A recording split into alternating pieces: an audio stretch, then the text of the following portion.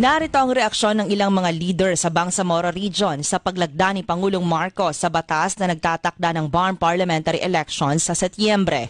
Ito ay penultimate chapter ng transition period sa BARM at simula ng pagtatapos ng transition government tungo sa regular Bangsamoro government na pinamumunuan ng inihalal ng mga mamamayan ayon kay Member of Parliament Ishak Mastura. Para kay Member of Parliament Nagib Sinarimbo, ang batas ay suporta sa kapangyarihan ng Bangsamoro na bumoto at pumili ng kanilang mga leader sa pamahalaan. Nangako siyang tutulong upang maging mapayapa at maayos ang parliamentary elections. Ang batas na ito ay nagpalakas sa tiwala ng mga Bangsamoro sa demokratikong proseso na matagal nang hinihintay ng mga mamamayan. Ayon naman kay Attorney Benny Bacani, ang lead convener ng Independent Election Monitoring Center o IEMC.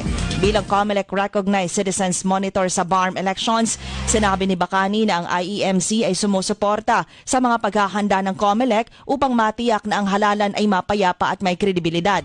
Ayon naman kay Maguindanao del Sur Congressman Ismail Mangudadato, napapanahon ang paglagda ni Pangulong Marcos sa batas dahil nagbigay ito ng sapat na panahon sa mga kandidato at botante na maghanda para sa halalan.